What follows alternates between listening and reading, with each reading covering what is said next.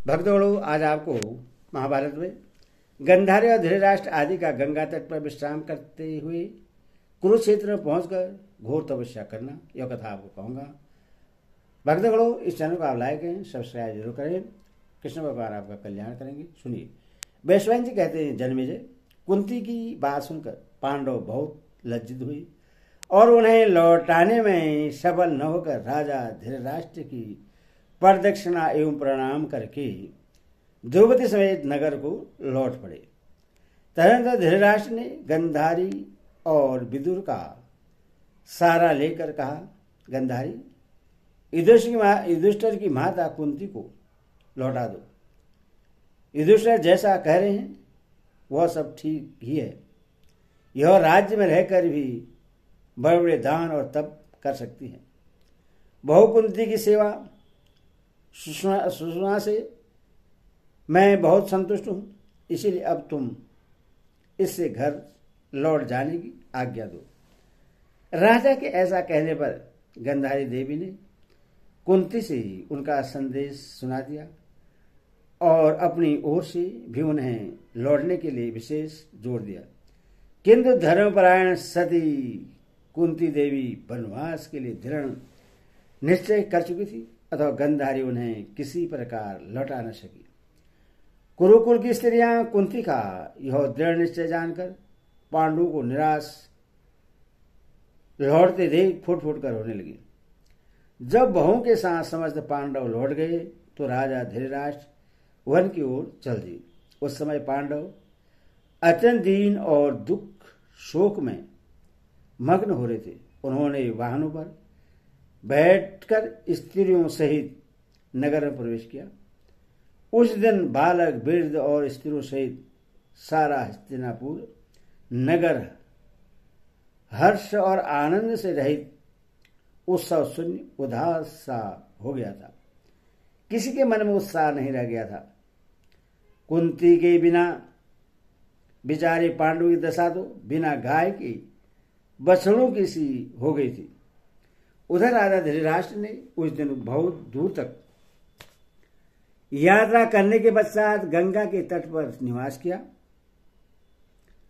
वहां के तपोवन में वेदवेता ब्राह्मण द्वारा विधिपूर्वक प्रकट की हुई आग यत्र तत्र प्रज्वलित हो रही थी। वृद्ध राजा धृतराष्ट्र ने भी अग्नि को प्रकट किया और उसकी विधिवत आराधना करके उसमें आहुति डाली।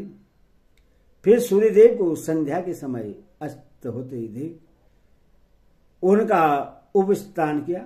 इसके बाद विदुर और संजय ने राजा के लिए कुसुम की सैया बिछा दी। उनके पास ही गंधारी के लिए भी एक पृथक आसन लगा दिया। उत्तम व्रतों का पालन करने वाली कुंती भी गंधारी के निकट कुशासन के ऊपर सोई और उसी में उन्होंने सुख माना। विदुर आदि भी राजा से उतने ही दूर पर सोए जहां से उनकी आवाज सुनाई दे सके। यज्ञ कराने वाले ब्राह्मण तथा राजा के साथ आए हुए अन्य विप्र यथायोग्य स्थान पर सोए।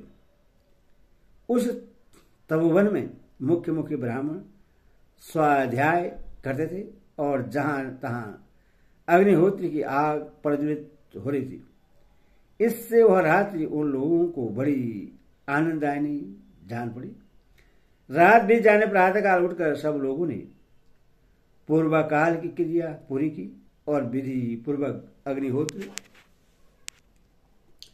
करके सबके सब उत्तर दिशा की ओर कर्मशः आगे बढ़े। किसी ने भोजन नहीं किया था। सब लोग उपवास व्रत का पालन कर रहे थे। तदनंतर दिन व्यतीत होने पर विदुर जी के कहने से राजा धृतराष्ट्र ने पुण्यात्मा पुरुषों के रहने योग्य भगीरथी के पवित्र तट पर निवास किया। वहां वनवासी ब्राह्मण, क्षेत्रीय, वैश्य और शूद्र बहुत बड़ी संख्या में एकत्रित होकर राजा से मिलने को आए।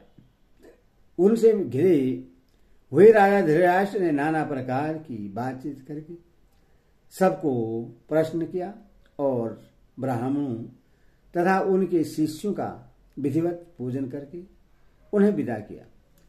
तदपश्चात सायंकाल में राजा तथा यशस्विनी गंधारी देवी ने गंगा जी के जल में प्रवेश करके विधिवत स्नान किया और विदुर आदि अन्य सब लोगों ने भी गंगा के भिन्न भिन्न घाटों पर डुबकी लगाकर संध्योपासना आदि समस्त शुभ क्रियाएं पूर्ण की। स्नान आदि कर लेने के पश्चात अपने बुढ़े ससुर धृतराष्ट्र और गंधारी देवी को कुंती देवी गंगा के किनारे ले आई। वहां यज्ञ कराने वाले ब्राह्मणों ने राजा के लिए एक वेदी तैयार की, जिस पर अग्नि की स्थापना करके उन्होंने विधिवत अग्निहोत्र किया। इस प्रकार नित्य कर्म से निवृत्त होकर राजा धृतराष्ट्र इंद्रिय संयमपूर्वक नियमों का पालन करते हुए अपने अनुयायियों सहित गंगा तट से चलकर कुरुक्षेत्र में जा पहुंचे और वहां एक आश्रम पर जाकर राशि सतयुग से मिले। वे राशि पहले केकई देश के राजा थे। अपने पुत्र को राज आसन पर बैठाकर स्वयं वन में चले आए थे। धृतराष्ट्र उन्हें शान लेकर महर्षि व्यास के आश्रम पर गए और वहां उन्होंने व्यास जी की विधिवत पूजा की। तत्पश्चात उनसे वनवास की दीक्षा लेकर वे सतयुग के आश्रम पर ही आकर रहने लगे। महामती राजा सतयुग ने व्यास जी की आज्ञा से धृतराष्ट्र को वन में रहने की संपूर्ण विधि बतला दी। अब महामना धृतराष्ट्र स्वयं भी तप करने लगे और अपने अनुचरों को भी तपस्या में लगा दिया। गंधारी देवी भी कुंती के साथ वलकल और मृगछाला धारण कर धृतराष्ट्र के समान ही व्रत का पालन करने लगी। दोनों स्त्रियां इंद्रियों को अपने अधीन करके मन वाणी कर्म तथा नेत्र के द्वारा भी कठोर तपस्या करने लगी। राजा धृतराष्ट्र के शरीर